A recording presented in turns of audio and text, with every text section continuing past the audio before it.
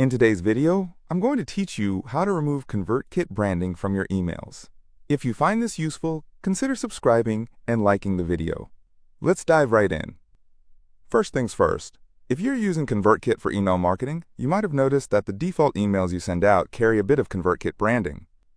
While this is perfectly fine for many users, sometimes you want to create a more polished look that reflects your own brand identity. Thankfully, it's straightforward to do this, and I'm going to walk you through the steps. To start, you'll need to log in to your ConvertKit account. Once you're logged in, you'll find yourself on the dashboard where all your campaigns and subscribers are listed.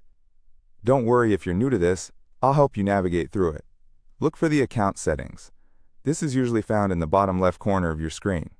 Click on it, and you'll be taken to a page where you can adjust various settings related to your account. Now, once you are in the account settings page, you'll see a tab labeled Branding. This is where the magic happens. When you click on this tab, you'll be presented with a few options regarding how your emails will appear to your subscribers. This is crucial because it directly relates to the branding of your emails. Within the branding section, you'll have the option to upload your own logo. If you want to remove ConvertKit branding completely, you'll want to add your logo to personalize the email further. Find the Logo Upload button and select an image that clearly represents your brand, perhaps your company logo or any graphic that you feel defines your identity. Once you've uploaded your image, make sure it's sized properly to fit well within the email.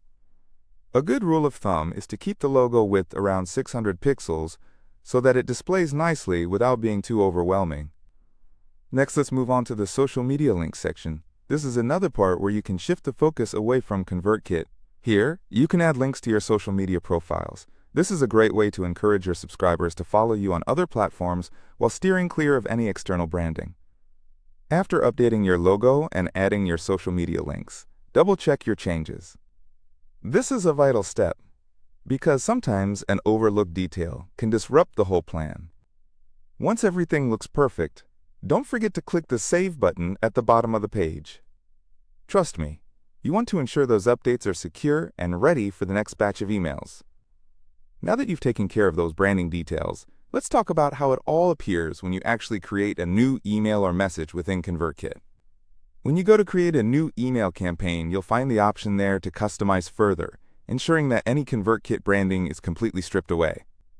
Feel free to play around with fonts and colors that best align with your brand's visual identity. Yet another essential step is to test your emails. Always send yourself a test email before sending it to your entire list. This allows you to see how everything looks on different devices, whether it's desktop or mobile. You might also notice how starkly different your email appears now without the ConvertKit branding, making it feel more customized for your audience.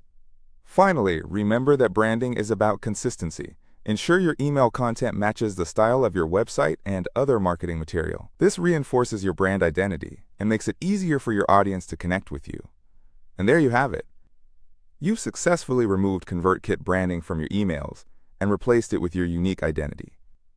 To recap, you uploaded your logo, added your social media links, customized your email design, saved your changes, and tested everything. If you have any questions or need clarification on anything I mentioned, feel free to drop a comment below. Don't forget to subscribe and like this video for helpful tips on email marketing and enhance